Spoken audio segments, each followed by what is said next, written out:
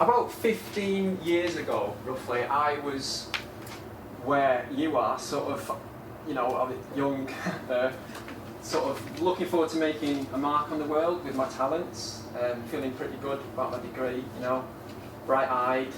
What actually happened was I woke up in the twilight of my 20s in a 9-to-5 corporate injection moulded job that was just very, very miserable. And it was well paid and what you'd say respectable. It's the kind of job you ought to do because I had this degree and I go into this job and that's what my parents wanted, etc. And that's what people thought was a good, sensible thing to do. But like I say, it was miserable, and my only sort of outlet for leisure and fun was buying shiny crap I didn't really need to keep me happy, and to make up for the fact that I didn't have any time and I wasn't fulfilling my ambitions and using my talents. So I jumped off the wagon and I became a freelance copywriter and photographer in Leeds, and I'm doing it for about 7 years. And this isn't so much about my story, this is about things that I wish someone had told me when I began, which is why I say just don't take notes, just listen, because it's a really good presentation, right? So you've got to listen. There's a little voice that I listen to that's telling you, you know, you don't have to do what's respectable or what's proper and what you thought you ought to do because you've done such and such a degree or come from such and such a background. You can earn a living doing what you enjoy and what you love from your talents. No one told me that when I was at school. I see some younger faces in different countries. Hopefully, at school you were taught that you can do that, and no one ever sat me down and said, "What makes you happy? What are your talents? Do you know you can make money from this?" Not in a profiteering, avaricious way, just in a, I do this, I enjoy making this, and oh look, some people want to pay me for it, which is a crazy idea, but it happens, and I'm making a living using my talents. So that was me. Well, it is me now, loosely based like I illustrated it, and it's about this concept that where success is wearing a suit and hating your job. That's what most people seem to do. They accept mediocrity, they accept the desk job, doing what they're told, and moaning about it a lot and getting into debt and then buying stuff to make them happy. And that's not success for me. That's not happiness. It's freelancing. And I accept it's not for everyone. I accept some people enjoy their jobs behind desks. Okay, let them do that. Not everyone's a freelancer, and we'll come on to what and why. I've skipped ahead a lot, haven't I? You can make a living doing what you enjoy. I'm going to skip that because you've worked out what the picture is. So this is the manifesto I'm going to present to you today, and I'm going to try and sell it to you, promote it to you. It's this concept of, like I say, doing what you enjoy. But it's more than that. There's no work-life balance with freelancing. It's just one and the same. It's you are doing what you love, and that happens flexibly, and you do other things that aren't paid for clients because you have free time. And this bit, making just enough to live sensibly. My premise is that you know how much you want to earn, which we'll come on to it because this is about price and communication. And then when you've made that you need to, that sustainable amount you need to live on, you don't work anymore, you don't do any more paid work, you get on with what else you enjoy, baking, cycling, gardening, I don't know.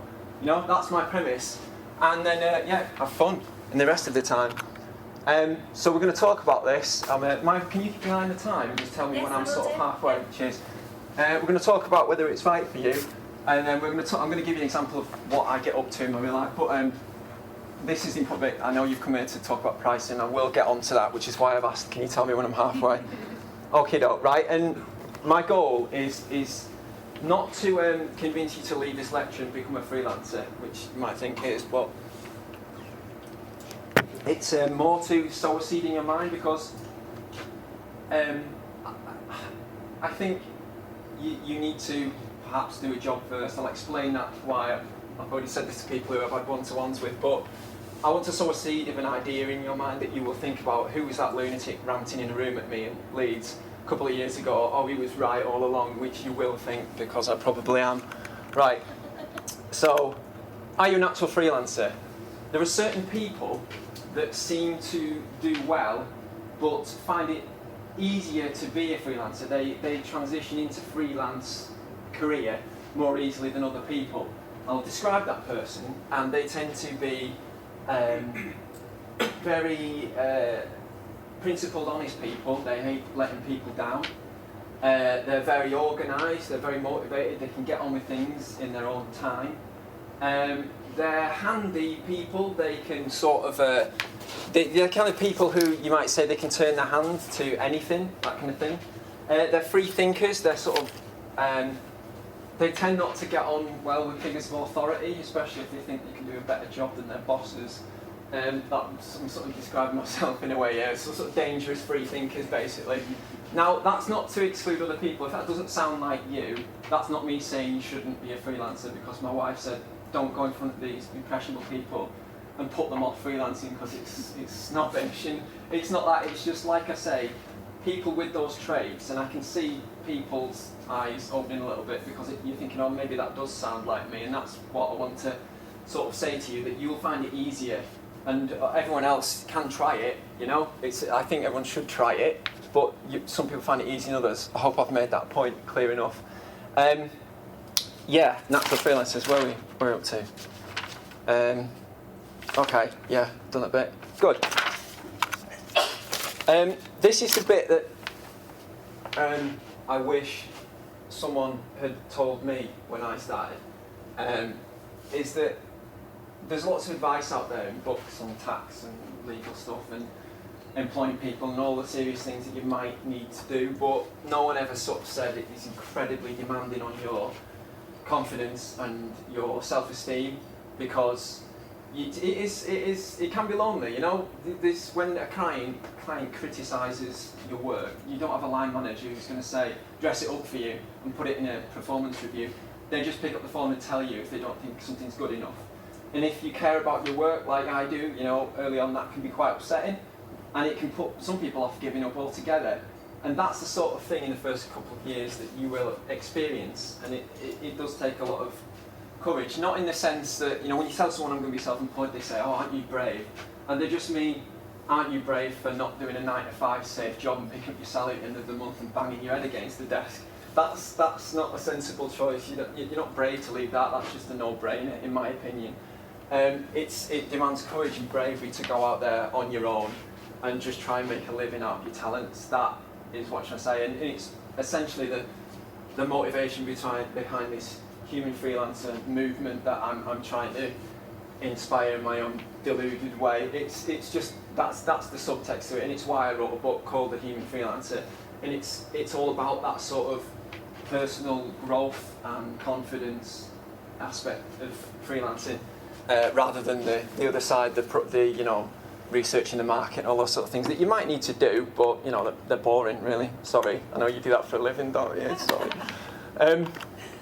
All right, so typical day. This should give you a flavour of what it's like in my industry. I work in marketing communications, so I write the words for websites and I take photographs of events that people use for press releases and PR stuff. How does it work? So, are you all following me, by the way, or am I talking too fast? Because my mouth gets really dry. Am I alright? Should I slow down a bit? You followed me. Good, okay. Typical day, you will get a phone call out of the blue from someone who has heard about you. They've seen your work, or they've Googled you.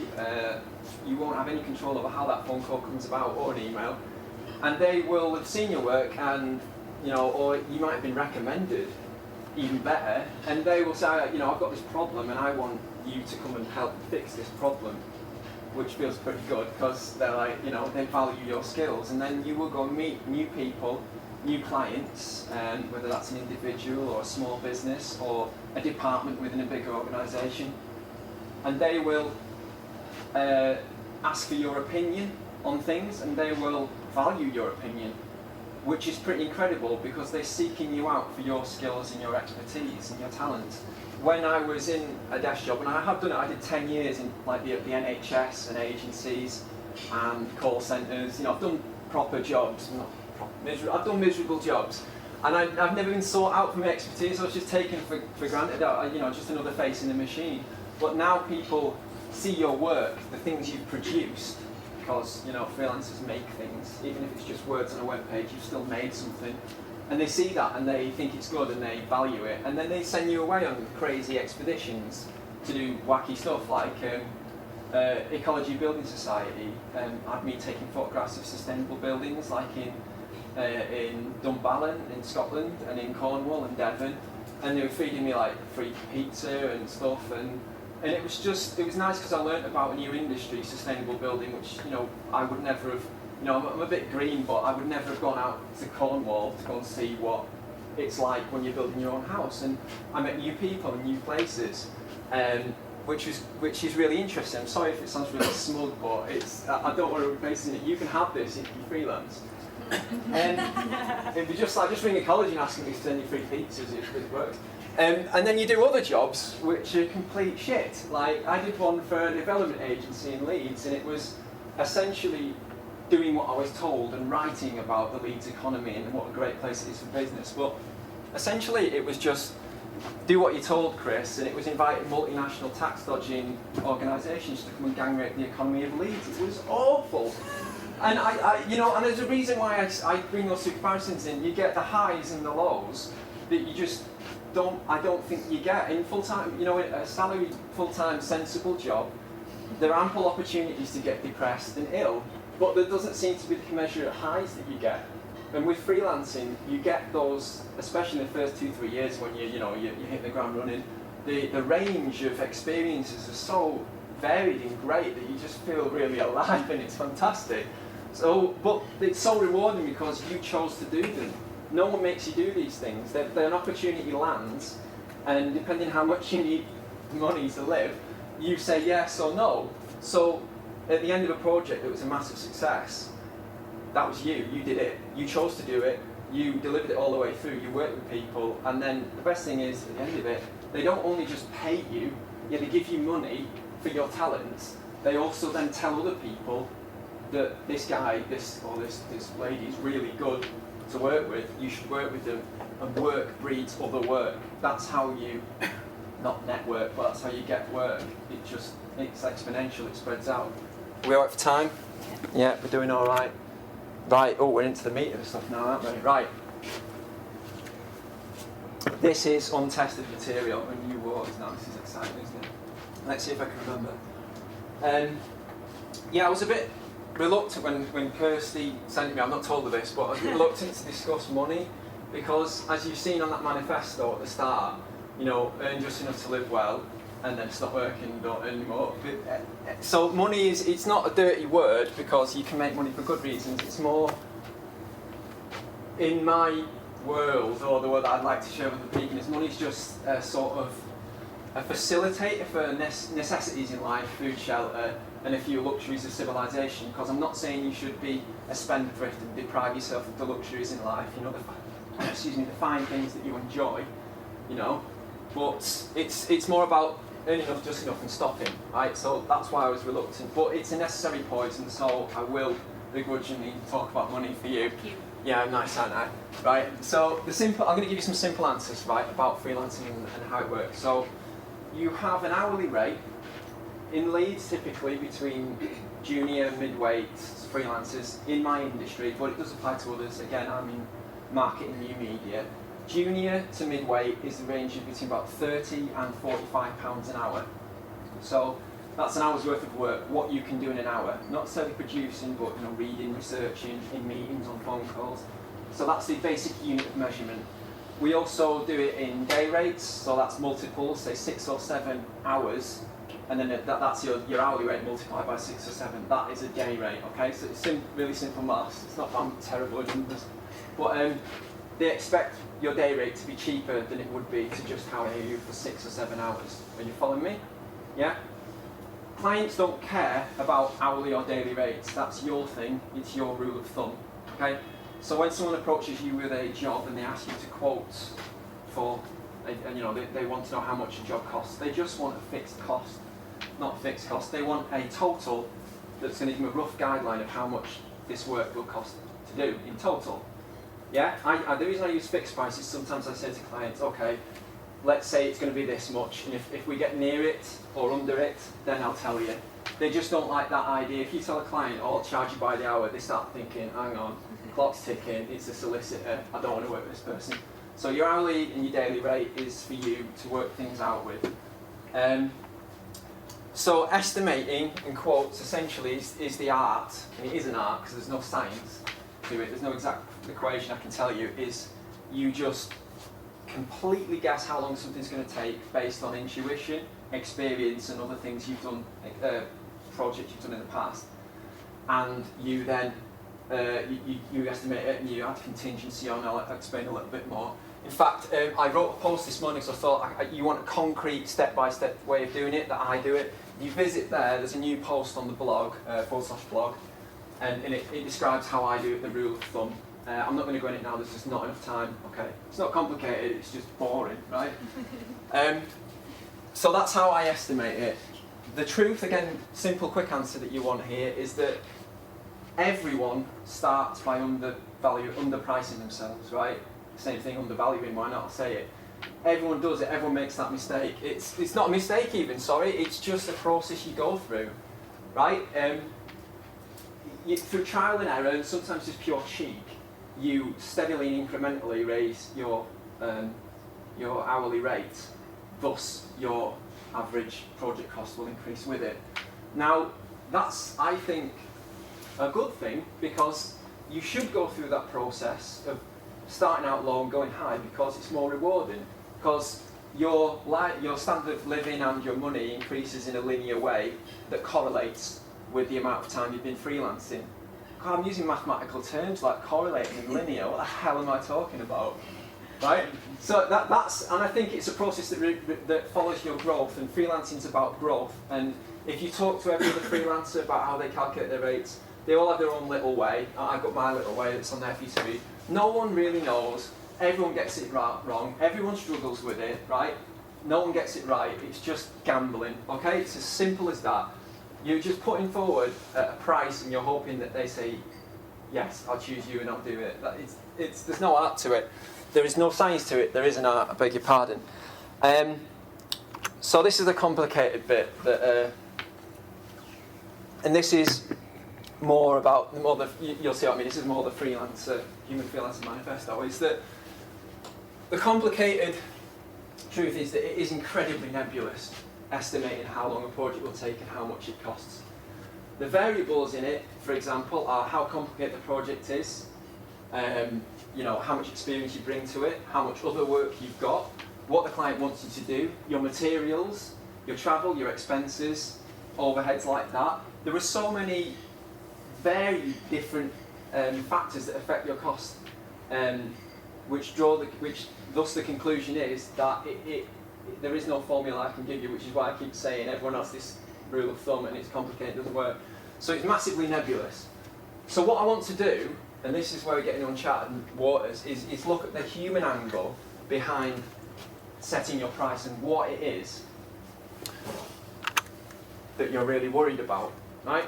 And I've thought about this, and I sort of cast my mind back to what it was like when I started 7 years ago. What was I really afraid about when I was setting my price? And I was scared of a client telling me I'm too expensive, of a client beating me down on price, or devaluing myself, so going in too cheap and just doing loads of hard work for bugger all. That's quite scary. And also people thinking you're too cheap, he's a joke, don't use him or her. That's what really scared me. And you go, okay, right, that's a legitimate fear, and I respect that that's what a lot of you probably are worried about. Yeah, does that sound like the kind of things that you're, okay, very good, I guess, right. So I'm good at estimating and guessing, aren't I?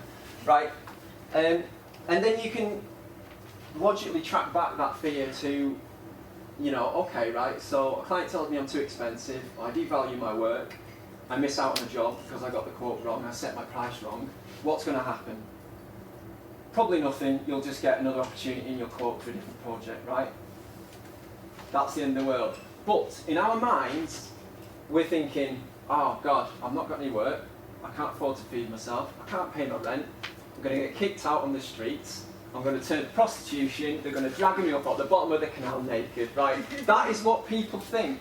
It's what I thought, and when I look back in what my fears were, personally, it's not being dredged up naked from a canal, it's letting people down. I had this pathological fear of letting people down. I don't know what it is, my education or my parents or whatever, I just I hate letting people down. And that's what I was really worried about when I was setting my price and, will I find work, where do I find work, how do I network? That's what it all boils down to. And I'm bringing this up, and I might have gone massively off topic here, is because as freelancers, mindful, decent, honest, happy freelancers, you need to think about those underlying fears and anxieties that you have, because they are what will hold you back. Setting your price, finding work is not what will hold you back. Trust me, okay? You will, after a couple of years, when you've, made the links and you've broken that ceiling of getting that first big job, etc., these things won't matter anymore. They will just become matter of fact, like sending an email, sending a quote, picking up the phone. It just happens because you realise, after talking to other freelancers, that they're all going through the same thing, and I'm telling you now, I go through this and I still go through this, yeah? We're all just making it up as we go along. Okay? So that is a catastrophic worst case failure, bottom of the canal. Okay, so we've got to that. You need to work on that yourselves. I can't help you. It's just a confidence thing, right? Let's look logically at those fears. So a client telling you you're too expensive. I think in my 7 years and doing all the estimates and quotes, I don't think has it happened once? Yeah, it happened through the week. It's happened like once or twice. Basically, not enough to be significant enough for you to get really depressed about. Clients, good clients, don't say you're too expensive. I'm not working with you. You're a joke. Doesn't happen, right? What the good clients do, even mediocre clients, they'll say, oh, okay, well, is there any way we can reduce the scope, change the project so that I can still use you, but we can come in within budget? That's how it plays out, right? You're nodding because it's true, isn't it? Yeah, they might tell you you're too expensive if they don't think you're good enough. If they don't think you're good enough for what you are, well, Yeah, if you're trying to be nice to someone. If you're trying to, yeah, we didn't accept your quote. They'll dress a little bit more expensive than the other. And you might have to read between the lines a bit. I suppose, yeah, dress it up a bit. Maybe I'm just lucky then. I've not been told I'm too expensive. I've just been told not got the job. But ultimately, if you've got put a fair price that you're comfortable with and you believe in, that's all that really matters. The fact that they think you're too expensive isn't a character assassination or a value judgment of your creative abilities. It's not. It's just a fiscal issue. It's a budget issue. It's some grey-faced drone in an office going, it doesn't match May's monthly allowance. That's what it is. Okay, so what's the other one? So that's good clients. They will barter with you. At least the clients you want to work with, they will. You can even ask them, what's your budget on this? When you're setting your price, ask the question, why not? Have you got a budget in mind? Where are you getting your funding from? I really want to get this job, and I want to work within parameters that are mutually fair for both of us. You can ask that question. Don't just take it at red that you're just going to come up with this figure. It's a two-way collaborative process with the good clients. Okay, so what's the other fear? It was too expensive. It was being beaten down in price. Yeah. If someone haggles with you, a client starts going, right, yeah, you've got the client who says you're too expensive and that's it. And you get the other clients to go, yeah, right, can you do it for 150? I know you quoted 850, but can you do it for 150? And you go, oh, right, yeah. They're already trying to get a good deal. They're trying to get a cheap price. They're trying to get as much for as little as possible. It's that old adage, the price of everything, the value of nothing. That already tells me that that's not the kind of client I want to work with. Good clients, a repeat business. You get, what the point is, you get most of your business from the fewest of your clients. That's a good position to be in. Those kind of clients aren't the ones who beat you down on price. If they haggle, I might think about being flexible with them if I really want the job, but more than likely I'll just go, do you know what? This is my livelihood. I'm not going to go home and tweak my margins and have a chat with the accounts department about seeing whether we can do you a deal. You're basically cheating me out of being able to put food on the table. You don't say that, but that's what they're doing, and that's why you shouldn't work with them, because they're probably just going to keep doing that. They're just going to keep punishing you, and you're going to get a cheap price all the time. I don't want to work with people, especially, maybe it's just my industry, I work in a sort of vaguely creative, artistic industry, so what I create, I put myself into, I'm proud of, and I don't want to sacrifice that. I try and be reasonable with it, but I don't want to cheapen myself, right? Is that all the fears? Devaluing yourself? Someone raised this actually yesterday at Leeds Trinity about you can go in too cheap, and I mentioned it before, if you're really, really cheap, and people will actually think you're a bit of a joke and not want to work with you. which counts in your favour. You know, so if you think you're too cheap, you probably are. Put it up a little bit. You know, just you've got self-respect to think about. Okay. Right. Yeah. This is interesting. But just before we move on, this what I mean by this. It's still along the lines of pricing, by the way. But the fundamental premise of my argument is that if you're comfortable with any amount that you're asking for your time, and you believe that you are worth that amount, I believe my day rate is 45 or whatever, and I think that I have the right to ask that because I believe in my experience, and I believe that I'm good to work with, not just what I produce, but how I work. I'm talking in the royal eye now here. I'm not talking about, I look at me, aren't I amazing, Jesus Christ, to the front. I'm talking about, if I've got to this position in my career where I'm comfortable with this rate, people are willing to pay it if obviously it's fair, but if you have conviction behind it. If you believe you're worth that amount, then you're more likely to get it. And I say that because if you're just chancing it, then people can sort of pick up on that and they know that you're just trying to be greedy. And do you know what? Sometimes you get away with it. There are a lot of assholes out there who just go on from day one charging the top rate whack. And they sometimes get away with it. But I'd rather incrementally work my way up on a sort of steadily increasing rate that reflects my abilities and my growth. So that was the point I almost forgot to make. Woolly, wasn't it? Right. No one says fits all. This is again to make you feel better about quoting and estimating things and getting it right. No client has ever come to me and said, and this really has happened, and said, I want you to produce something for me, right, in photographs. I want you to make me something that is completely bog standard, not unique in any way. I want it to be like something you've done 1,000 times before, so I expect you to be able to tell me exactly how long it's going to take and exactly how much it's going to cost. It just doesn't happen. Clients come to you because you're filling a niche, you have some skill that they have not got in-house, or you're covering a skill that they're short of in-house.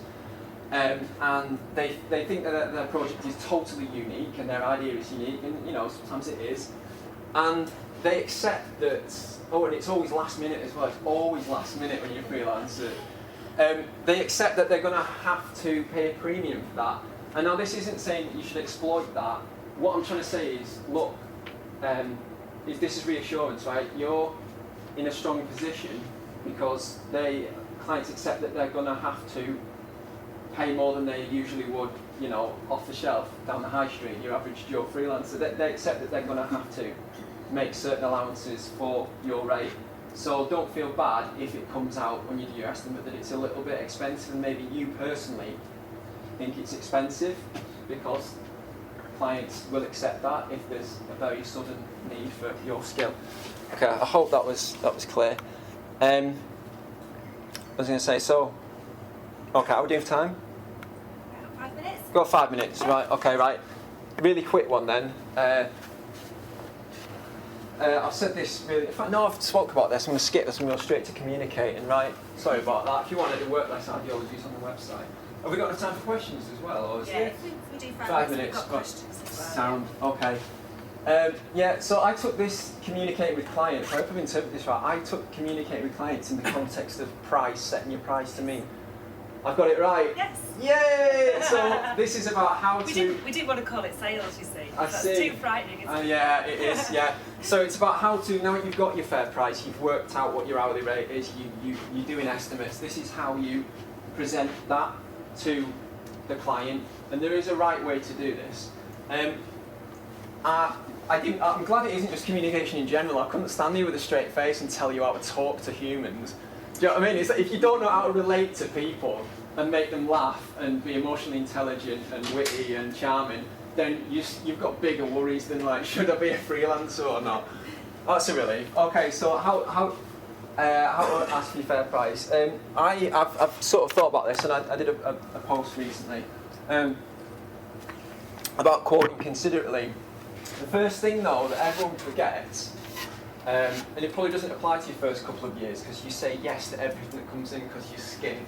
Everyone goes through it again, just do it. You end up doing all sorts of grim work because you just need the money. But as time goes on, you can be more picky, and you should do, because it's about curating your portfolio and again doing the things that you enjoy.